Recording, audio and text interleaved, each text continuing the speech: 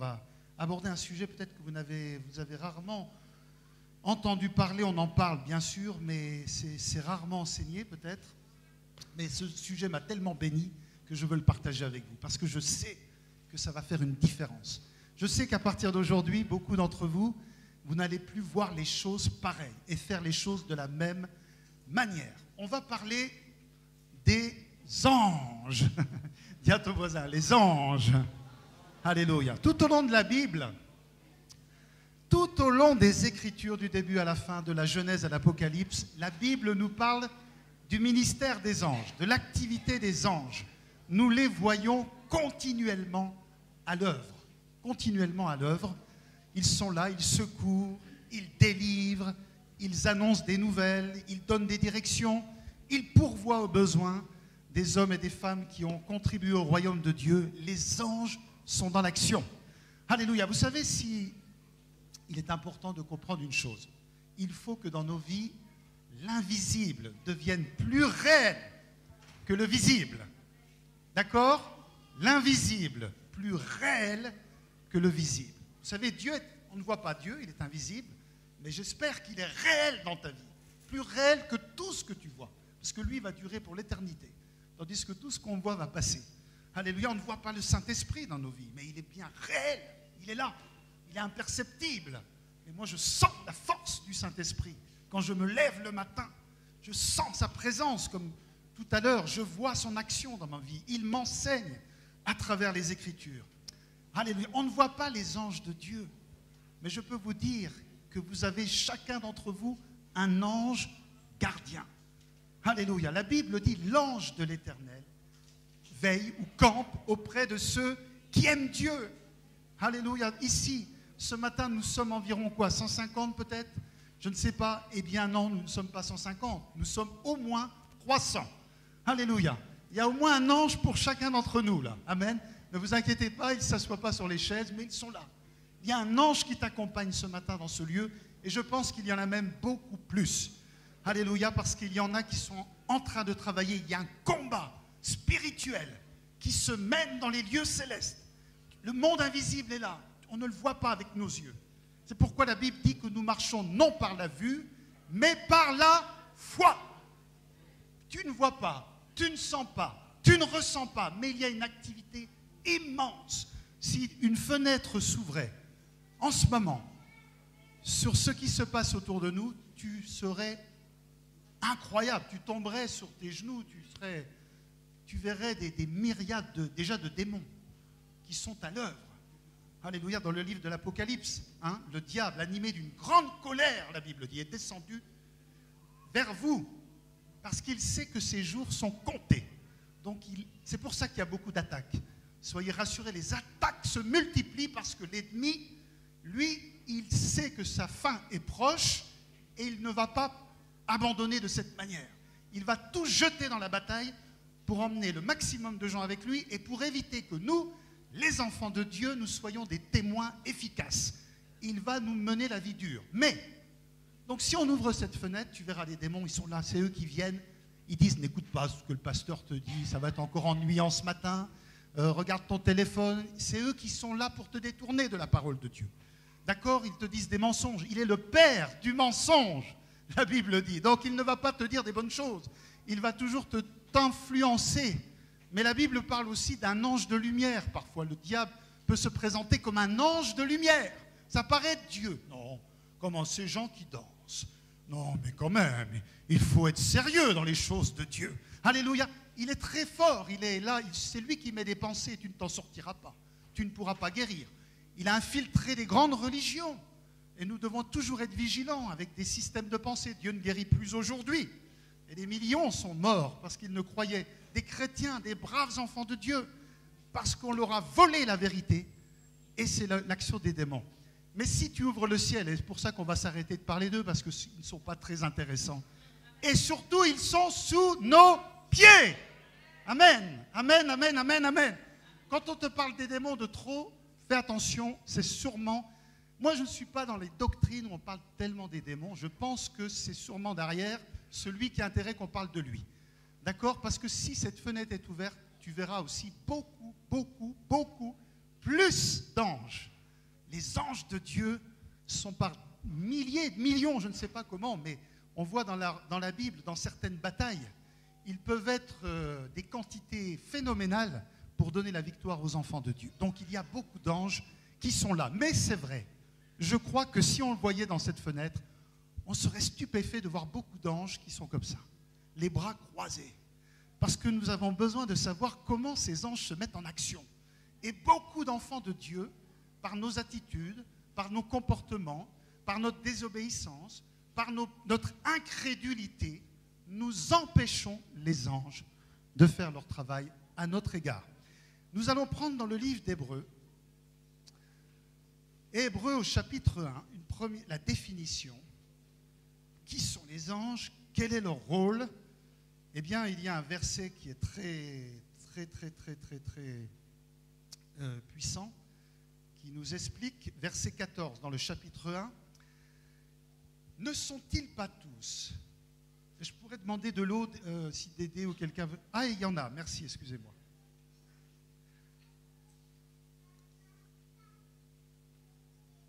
Ne sont-ils pas tous des esprits au service de Dieu, envoyés pour exercer un ministère en faveur de ceux qui doivent hériter du salut?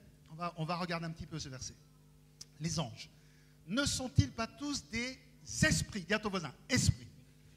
D'accord? Vous voyez, tu ne peux pas esprit, tu ne peux pas toucher, tu ne peux pas voir, tu ne peux pas sentir, tu ne peux pas ressentir. Dans 99,9% des cas, n'essaye pas. Dieu ne nous a jamais demandé de chercher les anges ou leur présence. Dieu nous a demandé de le chercher lui. D'accord? Mais c'est vrai, dans la Bible, on voit parfois des hommes ont vu des anges, les anges se sont rendus visibles et on entend des témoignages depuis, même actuellement, de personnes qui ont reçu la visitation d'anges. J'ai entendu l'histoire d'un pasteur où des anges sont venus dans son bureau et ils lui ont dit, voilà, il faut que tu agrandisses les parkings de ton église, tu vas construire un bâtiment parce que la moisson qui va arriver va être au-delà de ce que tu peux imaginer. Et c'était dans les années, je crois, 80 ou 70. Et c'est ce qui s'est passé. Dans une petite ville de campagne, des foules de gens sont arrivés. Ça fut un réveil aux États-Unis. Mais le pasteur avait déjà reçu des anges. Ils avaient besoin de lui faire la confirmation et de le préparer pour ce qui allait se passer. Il y a beaucoup de cas de gens qui ont été protégés. Un ange leur est apparu soudain. J'ai entendu des témoignages de quelqu'un qui a dit qu'il était comme sous une voiture. Son fils était en train d'être écrasé. Au moment où il a dit « Seigneur, au nom de Jésus, j'appelle à ton nom », il a comme vu il a vu un ange qui a levé la voiture et son fils a pu être dégagé. Il y a beaucoup de témoignages. Alléluia. Parce que, voilà, les anges, c'est une réalité invisible. Dis à ton voisin, réalité invisible. Invisible, certes, mais bien réelle. Alléluia. Il y a des anges partout autour de nous. Mais Dieu ne nous demande pas de chercher à les voir, mais par la foi, je les vois. Par la foi, ils sont là. Parce que ma foi me renseigne. La foi, c'est un moyen de renseignement. D'accord? La vue me renseigne. Je vois ce matin 150 personnes présentes. C'est bien. Mais Dieu nous dit, sois renseigné par ta foi. Ta foi, c'est le... Je ne sais plus, un pasteur a écrit le 6e sens, je ne sais plus. C'est-à-dire, ma vue, mon toucher, mon odorat, mon ouïe, ce que j'entends me renseigne. J'entends du bruit, ah, j'entends une voiture, ah, il y a une voiture qui vient de se garer devant chez moi. D'accord? Je touche, même si je suis aveugle, je touche, ah, il y a une personne. Mais ma foi, c'est un autre sens. Elle va dans la parole, elle me renseigne. Elle me dit la vérité. Ma parole est la vérité. Elle me dit que l'ange de l'Éternel campe auprès de ceux qui aiment Dieu. Pas besoin de le voir, de le sentir, il est là. J'ai un ange près de moi. C'est ce que je racontais l'autre jour. Quand on est revenu des États-Unis, il y avait une dame américaine. Elle était même, elle m'a expliqué, elle a une trentaine d'années, elle a fait un doctorat à Nancy. On a discuté. Et quand l'avion a décollé, comme tout le monde, elle était un peu, et je lui dis, vous inquiétez pas. Alléluia, j'ai la foi en Dieu. J'ai dit, cet avion va aller au bon port parce que je suis accompagné. Puis elle m'a regardé en souriant, elle dit, mais vous êtes très optimiste. J'ai dit, oui, oui, je crois la parole de Dieu. L'ange de l'Éternel veille auprès de ceux qui aiment Dieu. Donc cet avion ira au bon port. Et puis après on a parlé, en fait elle était chrétienne. Ça l'a vraiment encouragée. Parce que souvent on est des chrétiens, mais on doit avancer dans la foi, croire ce que Dieu dit et le croire sur la base de sa parole. Tu ne devrais jamais avoir un doute que tu sentes, que tu ressentes pas, l'ange gardien que Dieu a délégué pour toi ne t'abandonnera jamais. Par contre, il peut se croiser les bras. Il peut se croiser, c'est-à-dire que parfois notre attitude, si tu vis dans une vie de désordre, si tu es dans une incrédulité, quand Dieu dit « je prendrai soin de toi », tu dis l'inverse. Non, pourquoi Dieu ne prend jamais soin de moi? Tu paralyses ton ange, on va le voir. Tu l'empêches de te défendre, de te protéger. Mais il est attristé parce qu'il est toujours prêt à revenir dans ta vie. Alors on continue ce verset. Ne sont-ils pas des esprits, donc il est esprit, au service de Dieu? En fait, ils sont aux ordres de Dieu. Alors, vous connaissez quand Satan a tourné le dos à Dieu, quand Satan a désobéi, l'orgueil, il a voulu prendre la place de Dieu, il a été chassé du ciel, la Bible dit, avec 1/3 des anges. Donc gloire à Dieu, il en reste 2/3. D'accord? On est vraiment dans les armées des vainqueurs, mes amis. Alléluia, ils travaillent pour toi, ils sont là pour nous, alléluia, et on est dans l'armée des vainqueurs, des plus nombreux, des plus puissants, n'en doute jamais. C'est pour ça, quel que soit ton combat, ne sois pas découragé. Je comprends que le découragement arrive, mais apprenons à voir les choses par la foi. Et vous allez voir, on va retrouver confiance. D'accord? Donc 1/3 des anges ont été chassés du ciel avec le diable et ils sont voués à la géhenne, au feu éternel. Voilà. Mais il y a des anges qui sont restés fidèles à Dieu et ceux-là, ils sont au travail. Eux, ils ne sont pas simplement en train d'adorer Dieu. La majorité d'entre eux, ils sont sur cette terre en train de travailler pour l'œuvre de Dieu, pour les enfants de Dieu, pour l'Église de Jésus-Christ. Regardez la suite. Ne sont-ils pas des esprits au service de Dieu, envoyés pour exercer? Ils ont cette mission, ils ont été envoyés pour exercer un ministère, c'est-à-dire un service, ministère, service, en faveur, au bénéfice de ceux qui doivent hériter du salut. Qui doit hériter du salut? Les enfants de Dieu. C'est toi et moi. Nous sommes les héritiers du salut. Et même plus, le mot salut veut dire, j'ai revérifié bien, ce mot-là, dans le passage-là, c'est plus que le salut, la vie éternelle, la vie après, c'est le secours de Dieu, la provision de Dieu, la guérison de Dieu. Les anges, ils ont été délégués par Dieu. Dieu leur a dit, c'est ton rôle. Tu te tiens près de cet enfant de Dieu pour le secourir quand il aura besoin, pour pourvoir à ses besoins, pour le bénir, pour le guérir s'il est malade. Ils ont une mission de nous soutenir. Waouh, c'est extraordinaire parce que bien souvent on se disait, oui, il y a des anges, les anges sont beaux, les anges sont merveilleux, ils se promènent avec des ailes, de temps en temps ils apparaissent. Non, non, non, non, non, c'est une réalité concrète de la Bible. De l'Ancien au Nouveau Testament, nous voyons les anges en action. Par exemple, vous avez tous entendu ces récits extraordinaires de Daniel dans la fosse aux lions. Il est mis dans la fosse aux lions et c'est un ange qui va le préserver. Et après avoir passé une nuit complète avec un lion qui aurait dû le manger, il n'aura rien. Vous connaissez cette histoire de ces trois amis qui vont être mis dans la fournaise ardente. Pourquoi? Parce qu'ils ont refusé de céder devant la pression de mauvais rois, de rois ennemis au peuple d'Israël, et qui vont confesser que de toute façon, nous n'infléchirons pas notre position. Ce que nous croyons, nous le maintiendrons. Nous croyons que notre Dieu est capable de nous sauver, de nous secourir. Et puis ils sont dans la fournaise ardente. Et le roi, je crois que c'est d'Assyrie, ce roi va regarder, va voir, il va dire à quelqu'un, mais ne sont-ils pas 4 dans la fournaise? Il voit ces trois hommes et il voit l'ange de l'Éternel qui est en train de les délivrer et de les préserver. Alléluia. Les anges de Dieu sont une réalité invisible. Alléluia.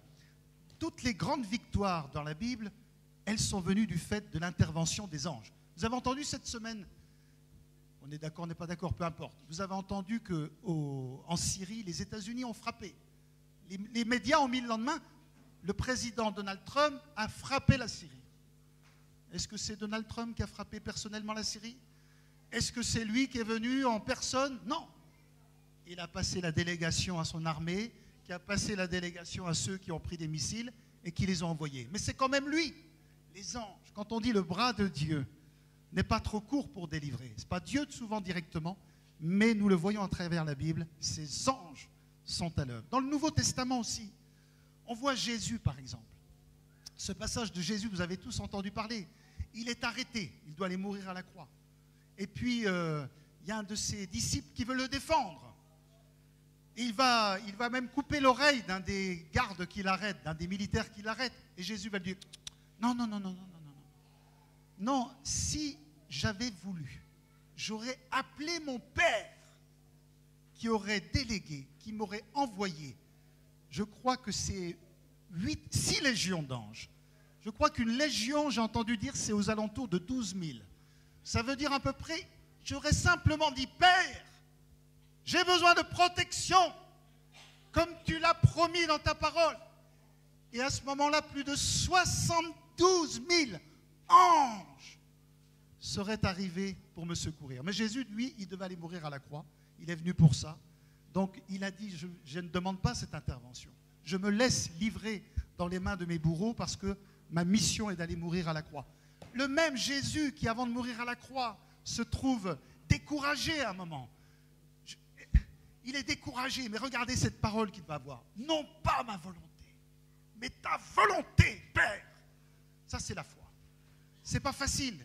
Les sentiments sont là. Comment je vais aller mourir? C'est dur. Ta volonté. À ce moment-là, la Bible dit, lui a apparu un ange qui est venu pour le fortifier. Je ne sais pas comment il l'a fortifié. Pas comme nous, hein. Il n'est pas venu lui taper sur l'épaule. Allez, Jésus, c'est bon, ça va aller. Non, non, non. Je pense qu'il est venu avec une grosse bassine, invisible, un peu comme Astérix, hein, pour ceux qui ont vu. Et il a dû déverser dans son esprit la puissance de Dieu. Et Jésus s'est relevé. Et il est parti pour accomplir cette mission difficile qu'il avait à faire. La Bible dit, cet ange est venu pour le fortifier. Waouh! À la sortie du désert, Jésus a combattu avec le diable. Il y a eu ce combat où Jésus a dit, il est écrit, il est écrit, il est écrit. Et une fois que le diable a compris qu'avec Jésus, ça ne marche pas, il s'en est allé. Et la Bible dit que les anges de Dieu sont venus pour le servir. Waouh! C'est-à-dire que les anges sont vraiment là pour travailler pour les enfants de Dieu. Alléluia. Autre passage, écoutez bien, c'est important. Les gens vont peut-être dire, mais c'était avant. Non, la première église. Jésus a déjà parti au ciel. Il est assis à la droite de Dieu. Dans la première église, nous voyons les anges à l'œuvre. Les premiers apôtres vont être arrêtés à un moment. Ils vont être emprisonnés, tous. Mais la même nuit, la Bible dit, un ange de l'Éternel s'est présenté, a ouvert les portes et il leur a dit, continuez, allez parler, allez dire les paroles de ce livre de la vie. Alléluia. Un ange qui est venu, qui les a délivrés et qui leur a donné une mission. Alléluia. Comment Jésus a été annoncé? Par des anges. Marie, un ange s'est présenté pour lui dire qu'elle sera enceinte, qu'elle ne s'inquiète pas. C'est le Saint-Esprit qui va la mettre enceinte et qu'elle enfantera un enfant qui sera le sauveur de l'humanité. Et Joseph, son fiancé, il avait toute raison de s'inquiéter. Ma fiancée est enceinte. Dieu est intelligent. Il a envoyé un ange pour dire à Joseph, Joseph, elle est enceinte par l'opération du Saint-Esprit. Ne sois pas inquiet. Prends soin de ta femme. Et quand le bébé est né, encore un ange est venu pour dire, Hérode a décidé de tuer tous les premiers-nés. Il en a après toi. Sors du pays, va en Égypte. Un ange qui lui a donné une direction pour le protéger. Vous voyez, leur ministère, il est extrêmement important. Alléluia. Tout au long des Écritures, nous voyons l'importance de l'œuvre des anges. Peut-être vous connaissez ces grandes batailles. Il y en a une que j'aime beaucoup, c'est celle d'Ézéchias dans l'Ancien Testament. Il est entouré, le peuple d'Israël est entouré.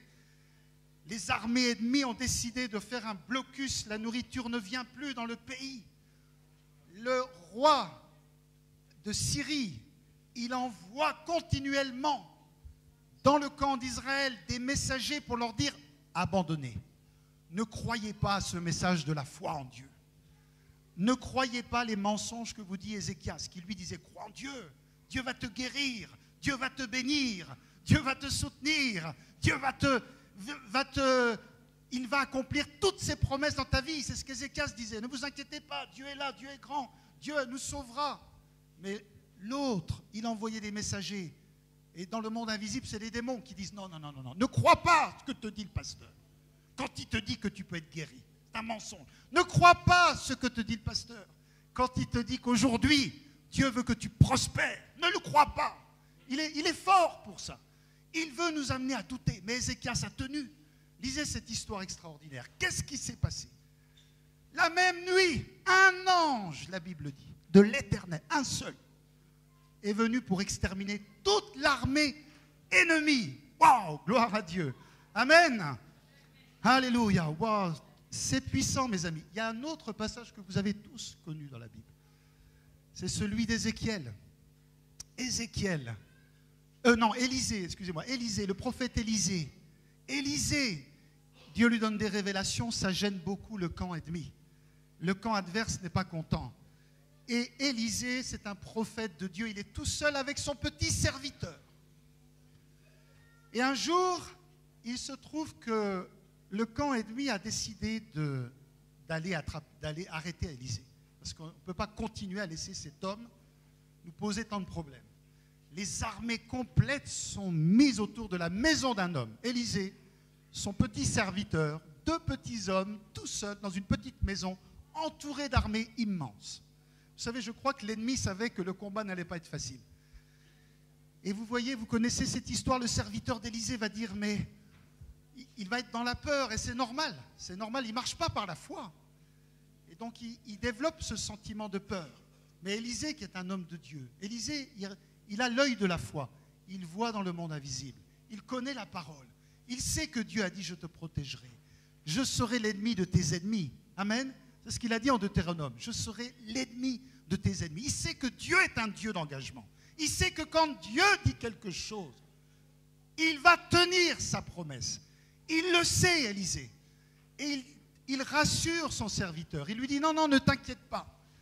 Mais devant la peur de son serviteur, il va demander à Dieu d'ouvrir les yeux. Et vous connaissez ce récit. Au moment où les yeux de son serviteur s'ouvrent, il voit des armées d'anges prêtes à en découdre avec l'armée de l'adversaire. Alléluia. Mais il fallait avoir les yeux de la foi pour les voir. Alléluia. Dans tes combats, est-ce que tu as les yeux de la foi? Est-ce que tu vois les anges qui sont en train de travailler pour toi, qui sont en train d'aller chercher la coupe de guérison pour te guérir, pour guérir ton enfant? Comme mon épouse l'a dit, on proclame, nous, la guérison. Est-ce qu'on voit les anges qui partent là-bas au Portugal où il était avec des amis pour son association, pour notre fils Théo, qui ont préservé, je pense, quand on a un accident à 100 à l'heure et tout le monde est indemne, c'est la gloire de Dieu pour moi. Alléluia. Ça veut dire qu'à un moment, quand tu confesses, tu déclares, tu crois et tu agis en fonction de la parole de Dieu, Dieu met ses anges en mouvement. Alléluia. Pour honorer ses promesses, pour te protéger. C'est ce qui s'est passé dans le cas d'Élisée. Alléluia. Vous savez, souvent on a besoin de voir les choses, de regarder la parole. Qu'est-ce que la parole de Dieu dit? Si Dieu a dit qu'il va le faire pour toi, tu ne devrais pas douter. Je ne condamne personne. Je sais que la foi est un combat qui n'est pas facile. Mais tu devrais voir avec les yeux les anges qui sont en train de se mettre en mouvement pour toi. C'est pour ça que j'ai dit que ce matin, il y a peut-être beaucoup plus d'anges qu'on ne pense, parce qu'il y a notre ange gardien à tous, mais je pense qu'il y a aussi des batailles. Il y a des gens qui ont des batailles ici. Il y a peut-être des gens, peut-être une personne ou deux qui sont encore pas nés de nouveau. Et l'ennemi va faire tout son possible pour t'empêcher de naître de nouveau. Alléluia. C'est l'ennemi, notre adversaire, les démons, ce sont ceux aussi qui créent les maladies, qui sont à l'origine de beaucoup de problèmes dans la vie des gens. Ils sont là il est venu, la Bible dit, il est le voleur. Il veut te voler ta vie, ta santé, ta famille, tes finances, tes études, ton avenir. Il vient pour te voler. Alléluia. Mais les anges de l'Éternel sont là pour nous secourir. Alléluia. Les anges sont envoyés occasionnellement pour donner des directions ou des messages divins. Il y a une des significations du mot ange, c'est messager. Il donne des messages. C'est par la disposition des anges que Moïse a reçu les 10 commandements. Alléluia. Les anges de Dieu sont des êtres surnaturels, envoyés par Dieu pour travailler à notre service et accomplir des choses surnaturelles que nous ne pouvons pas accomplir. Nous, on ne peut pas faire des choses surnaturelles, mais on peut les provoquer. Alléluia. On peut les faciliter. D'accord? On peut faire en sorte que nos actions et nos paroles, on va revenir sur nos paroles, vont mettre les anges en mouvement en notre faveur. Alléluia. Si vous ne croyez pas au ministère des anges, vous ne les verrez pas agir dans votre vie, hein, je vous le dis tout de suite. Alléluia. Il faut que vous croyiez que Dieu a délégué des armées d'anges, sinon la Bible ne nous en parlerait pas, et que la protection que vous avez, elle vient de ces armées divines. Alléluia. C'est pour ça que je vous disais que s'il y avait une fenêtre, on serait surpris de voir que les anges de Dieu ne sont pas assez en mouvement pour les enfants de Dieu. Alléluia. On devrait continuellement, dans la prière, dans la proclamation de la parole, les mettre au nom de Jésus. Alléluia. Au nom de Jésus. Ma famille est sous la protection de Dieu. Dieu ne peut pas mentir. Mais là, tu libères des armées d'anges qui partent partout. Mais si la minute d'après, tu dis, je ne comprends pas, tout ce que dit le pasteur, ça ne marche pas, je doute. Et le doute va arrêter tes anges. Ils ne peuvent pas travailler. Et vous allez voir pourquoi. Je vais vous montrer que tout ce que je vous dis, c'est la Bible qui nous l'enseigne. Et on va prendre un passage dans le livre d'Exode 23, 20. La sortie d'Égypte. Vous allez voir qu'il est important, nos paroles sont importantes. Je vous encourage à venir les mercredis. Il y a environ un mois, nous avons eu deux mercredis sur nos paroles. C'était tellement puissant. Beaucoup de gens m'ont renvoyé. On a été bénis par ce message. Ça nous a fait du bien de comprendre que quand nous avons des bonnes paroles, nous allons avoir des bonnes choses, des mauvaises paroles, des mauvaises choses. Parce que nos paroles sont majeures. Jésus a dit en Marc 11, 23, tout ce que nous dirons, nous le verrons s'accomplir. C'est lui qui l'a dit, pas moi. Il a dit, si quelqu'un dit à cette montagne, ôte-toi de là, jette-toi dans la mer, s'il ne doute point dans son cœur, mais croit que ce qu'il dit arrive, tout ce qu'il aura dit, combien de ce qu'il aura dit? Tout. Il le verra s'accomplir. Tout. Chaque parole qu'il dira, elle va commencer à produire quelque chose qu'il verra s'accomplir. Tout ce qu'il aura dit. Donc si tu dis des bonnes choses, tu auras des bonnes choses, mais si tu dis des mauvaises, tu auras des mauvaises. C'est pour ça qu'on doit avoir la parole de Dieu dans notre bouche. Je sais que c'est dur parfois. Je sais que devant des combats, il est dur de dire ce que Dieu dit. Je sais, j'ai connu ce combat. Nous les avons connus, nous les connaissons. C'est dur de dire que mon Dieu pourvoit à tous mes besoins quand votre banquier vous appelle du matin au soir pour vous dire que rien ne va plus. Je connais ça. Demandez à mon épouse, on n'aura pas une parole incrédule dans notre bouche. On continuera à déclarer ce que Dieu a dit, à proclamer l'alliance de Dieu, une alliance dans le sang. Nous dirons, l'Éternel est mon berger, je ne manquerai de rien. Amen. C'est ça la foi. C'est pas faire des efforts, c'est dire ce que Dieu dit. En dépit de tout ce que tes sens, ta vue te montrent de contraire. Je sais que ce n'est pas facile. Alors regardons. Exode 23. Exode 23.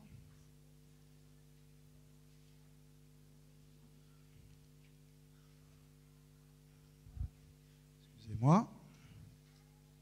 Alors, je n'ai plus la même Bible. Exode 23. Versets 20 à 23. Voilà, en fait, à la sortie de l'Égypte, Dieu a parlé à Moïse pour lui donner la terre promise, pour lui montrer, voilà, j'ai une terre promise, je veux que tu emmènes le peuple d'Israël, je veux que l'esclavage soit terminé. Ils ont été esclaves de l'Égypte et du Pharaon assez longtemps. J'ai pour vous une terre d'abondance. C'est une image de la vie pour nous aujourd'hui. D'accord? Nous étions dans l'Égypte, nous venons à Christ, nous ne sommes pas encore dans la terre promise, mais nous sommes en route. Et la terre promise, c'est ici-bas. Hein. D'accord? Parfois on dit que c'est le ciel, non. Parce que si vous regardez dans la Bible, dans la terre promise, ils ont eu encore beaucoup de combats. Au ciel, on n'aura plus de combats, mes amis. On sera libérés. Nos ennemis seront vaincus. Il n'y aura plus de pleurs, plus de tristesse, plus de grincement de dents. Tout ça sera terminé, plus de maladies. Pour conquérir la terre promise, il a fallu vaincre beaucoup de royaumes, mais Dieu a dit, je vous les donne. Vous gagnerez. vous gagnerez. Donc, Dieu veut que tu sois dans ta terre d'abondance aujourd'hui. Dis à ton voisin, c'est aujourd'hui ta terre d'abondance. Alléluia. Gloire à Dieu. Vous savez, la parole de Dieu, c'est pour aujourd'hui. Il ne faut pas être trop spirituel. Non, non, monsieur, vous comprenez, aujourd'hui, ce n'est pas très important, c'est après. Après. Oui, oui, oui, oui, oui. Ça, c'est les pièges de l'ennemi, d'accord? Parce que la plupart d'entre nous, nous sommes dans le royaume de Dieu parce que nous avons déjà accepté que nous pouvions recevoir des bénédictions de Dieu ici-bas. Jésus le savait très bien, il guérissait les malades. Les malades, déjà, ils s'intéressaient à être guéris avant de s'intéresser à aller au ciel. Même si le plus important est le ciel, mais Dieu veut nous faire savoir que c'est pour aujourd'hui. D'accord? Ne soyons pas trop spirituels parce qu'on sort de la spiritualité parfois. C'est pour aujourd'hui. Tu as une terre promise. Et quand tu glorifies Dieu, ça fait du bien et c'est un témoignage pour beaucoup. Alors, en fait, qu'est-ce qui s'est passé? Dieu a parlé à Moïse, le chef du peuple d'Israël. Tu vas conduire mon peuple dans la terre promise. Mais voilà, écoute bien. Regardez ce qu'il va lui dire. Voici, j'envoie, verset 20, 23, Exode 23, verset 20. J'envoie un ange devant toi pour te protéger en chemin, pour te faire arriver au lieu que je t'ai préparé. Tiens-toi sur tes gardes en sa présence. Écoutez bien. Tiens-toi sur tes gardes en sa présence et écoute sa voix. Incroyable. Ne lui résiste point. Ne le provoque pas. J'ai l'impression que l'ange peut être attristé, peut s'énerver. Ne lui résiste point. C'est-à-dire qu'à un moment, l'ange, je pense qu'il n'a pas beaucoup de patience. Il n'est pas comme nous, il n'est pas comme Dieu. Lui, il n'aura pas de patience. Ne lui résiste point. Parce qu'il ne pardonnera pas vos péchés, car mon nom est en lui. Mais si tu écoutes sa voix, et si tu fais tout ce que je te dirai, je serai l'ennemi de tes ennemis et l'adversaire de tes adversaires. Mon ange marchera devant toi et te conduira chez les Amoréens, les Étiens, les Phérésiens, les Cananéens, les Éviens et les Jébusiens, et je les exterminerai. Il ne faut pas provoquer l'ange de Dieu. Alléluia. Gloire à Dieu. Et vous savez quelle est la suite? Le peuple d'Israël, cette génération n'entrera pas dans la terre promise. Ils ne vont pas entrer. Ils n'y auront pas droit. Vous êtes d'accord? Vous connaissez? Pourquoi? Ils ont provoqué l'ange. L'ange a été dérangé par leur attitude. Il y a quelque chose qui a fait que cet ange n'a pas pu les protéger, les délivrer. Ou alors il s'est retiré. Il a abandonné la partie. Il a dit, moi, Dieu, j'abandonne. Cela, ça ne marche pas avec eux. Je ne veux plus être dans tout ce problème. Et quand on regarde l'histoire du peuple d'Israël, si vous lisez dans le livre d'Hébreux 3, 4, vers la fin, on peut le prendre. Vous allez voir, vous allez comprendre qu'est-ce qui s'est passé. Hébreux chapitre 3, les derniers versets, verset 18. Même on peut prendre un verset 16. Il y en eut en effet qui se révoltèrent après l'avoir entendu, non pas pourtant tous ceux qui étaient sortis d'Égypte sous la conduite de Moïse. Et contre qui, verset 17, Hébreux chapitre 3, verset 17, contre qui Dieu fut irrité pendant 40 ans, sinon contre ceux qui péchaient et dont les cadavres tombèrent dans le désert. Pécher, c'est quand tu ne fais pas la volonté de Dieu. D'accord? Et regardez ensuite, à qui jura-t-il qu'il n'entrerait pas dans son repos, sinon à ceux qui avaient désobéi? Et regardez la conclusion. Aussi voyons-nous qu'ils ne purent y entrer à cause de leur incrédulité. Dis à ton voisin, incrédulité. Regardons le chapitre 4, les premiers versets. Craignons donc, tandis que la promesse d'entrer dans son repos subsiste encore, qu'aucun de vous ne s'en trouve exclu. Car cette bonne nouvelle nous a été annoncée aussi bien à nous qu'à eux, mais la parole qui leur fut annoncée, on va écouter, la parole qui leur fut annoncée ne leur servit à rien. C'est-à-dire, Dieu a dit, je vous protégerai, j'exterminerai vos ennemis. Aujourd'hui, tu as des ennemis. D'accord? Peut-être c'est la maladie, c'est les problèmes d'argent, c'est les problèmes familiaux. D'accord? Dieu dit, j'exterminerai vos ennemis. Mais cette parole ne servit à rien. De la même manière qu'aujourd'hui, cette parole ne nous sert à rien. Regardez pourquoi. Elle ne trouva pas la foi chez ceux qui l'entendirent. Alléluia. Et auparavant, on avait lu à cause de leur incrédulité. Le peuple d'Israël dans le désert mettait toujours Dieu en cause. Ils étaient dans le désert, Dieu leur avait promis qu'il prendrait soin d'eux, qu'il les protégerait, qu'il les dirigeait vers une terre promise et ils se plaignaient constamment. Pourquoi Dieu nous a mis dans le désert? Dieu peut-il nous nourrir? En langage d'aujourd'hui, c'est « oui, pourquoi ça ne marche pas pour moi? On a prié, ça ne marche pas. Je proclame la parole de Dieu, il n'y a pas de résultat. Oui, je ne crois plus maintenant que Dieu guérit tout le temps. Oui, je ne crois pas que Dieu pourvoit à nos besoins.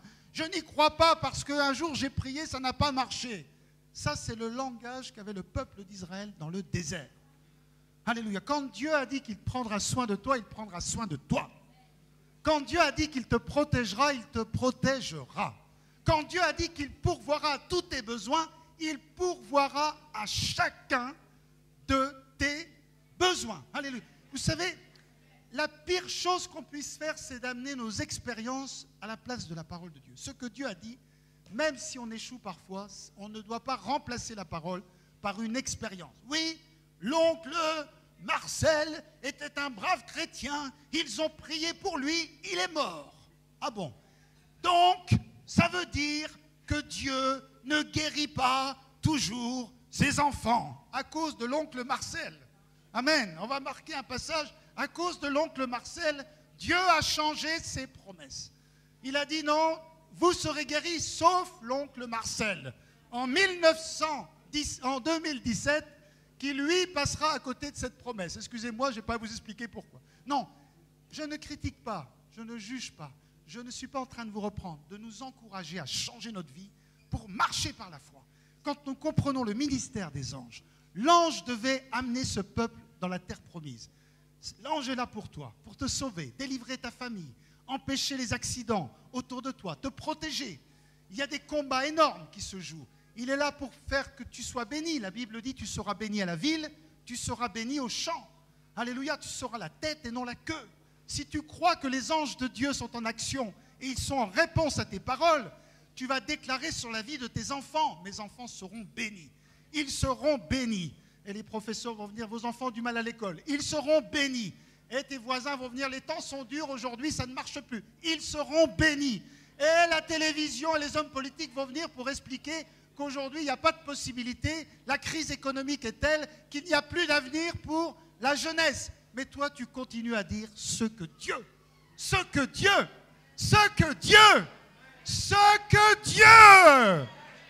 a dit dans sa parole. Alléluia. Dieu a dit toutes ces promesses pour toi. Ne sois pas comme le peuple d'Israël. Sois un enfant de Dieu. Même si c'est dur, je ne dis pas que c'est facile. Jamais, je dirais. Combat le bon combat, a dit l'apôtre Paul. Combat le combat de la foi. Marche selon la parole. Agis. Fais ce que Dieu te demande de faire. Alléluia. Si Dieu te dit aime ton prochain, aime ton prochain. Aime le Seigneur, aime le Seigneur. Cherche le Seigneur, cherche le Seigneur. Alléluia. Bénis tes ennemis, bénis tes ennemis. N'attriste pas l'ange de l'Éternel. Ne provoque pas l'ange gardien que Dieu a mis à tes côtés par des paroles d'incrédulité. Ne fais pas fuir ton ange en disant l'inverse de ce que Dieu a dit. Parce que c'est ce qui s'est passé pour le peuple d'Israël. Ils ont dit l'inverse. Ils ont mis en doute la bonté de Dieu. Ils ont mis en doute la fidélité de Dieu. Ils ont mis en doute le fait que Dieu pouvait les guérir. Ils ont mis en doute le fait que Dieu pouvait pourvoir à leurs besoins. Et à cause de cela, alléluia, à cause de cela, ils sont morts dans le désert, toute une génération. Alléluia. Vous savez à quel moment Dieu a dit cela? Dans les murs de Jéricho, quand il a envoyé les espions. 2 seulement sont revenus, Josué et Caleb. Contrairement à tous les témoignages opposés. Tout le monde dit non, non, non, non, non, c'est pas possible. Jéricho, c'est trop fort. Les gens sont forts. On ne peut pas, on ne peut pas, on ne peut pas. Oui, Dieu est grand, mais on ne peut pas. L'histoire de la Bible, c'est des hommes qui se tiennent contre tout ce qu'on dit qu'on ne peut pas. Parce que Dieu dit, je puis tout. Alléluia. Wouh, je puis tout. Par Christ qui me fortifie. Dieu ne te demande pas de dire on ne peut pas. Jamais il a dit de dire on ne peut pas. Tu dis je puis tout. Je peux remporter cette ville. Je peux être guéri. Je peux voir ma famille changer. Je peux et je verrai mes enfants sauvés. Sinon le Dieu que je sers ne serait pas le Dieu de la Bible. Alléluia. Mais il faut se tenir. Oui, il y a un combat. Oui, les anges de l'Éternel vont se mettre en mouvement. Il y a ce verset dans les psaumes qui dit « Bénissez l'Éternel, vous ses anges, qui êtes puissants en force. » Psaume 103, 20, notez bien. « Bénissez l'Éternel, vous ses anges, qui êtes puissants en force et qui exécutez ses ordres en obéissant à la voix de sa parole. » En obéissant à la voix de sa parole. Il y a un verset dans la Bible où il est écrit par ses meurtrissures, nous sommes guéris. Tu peux mettre comme ça ne marchera pas. J'ai mis ma Bible, j'ai lu, ça n'a pas marché, il faut le proclamer. Parce que là, ce verset nous dit, les anges, écoutez bien, ils se mettent en mouvement, alléluia, ils exécutent les ordres de Dieu en obéissant à la voix de sa parole. Dis à ton voisin, la voix, la voix, la voix. C'est pas la parole dans la tête. On n'est pas des bouddhistes. On ne fait pas la méditation comme eux. Nous, on proclame la victoire. L'évangile, c'est un mot qui veut dire la bonne nouvelle. C'était les armées d'Israël qui revenaient pour déclarer « Nous avons eu la victoire ». On envoyait des messagers arriver avant les armées qui revenaient dans les villages dire « On a gagné, on a gagné, on a gagné ». Et les gens se réjouissaient. Alléluia. C'est la voix de l'Éternel qui met les anges. C'est quand tu déclares « Par les meurtrissures de Jésus, je suis guéri ». Alors les anges se mettent en mouvement. Ils ont des coupes et ils partent pour amener la guérison dans la vie de ton enfant. Ils partent pour amener la guérison dans la vie de ton épouse. Alléluia. Et tu continues. Par ces meurtrissures, tu ne vois rien, tu ne sens rien, tu ne ressens rien. Mais tu sais que Dieu ne peut pas mentir. Tu continues à le déclarer. Et les anges ont une coupe et ils sont prêts à la déverser pour la guérison. Oui, il y a un combat de la foi. Il y a un temps. La foi, ce n'est pas tout de suite, sinon ce n'est pas la foi. Jésus a dit, crois et tu verras. Il n'a pas dit, tu verras et tu croiras. Il a dit, tu commences par croire.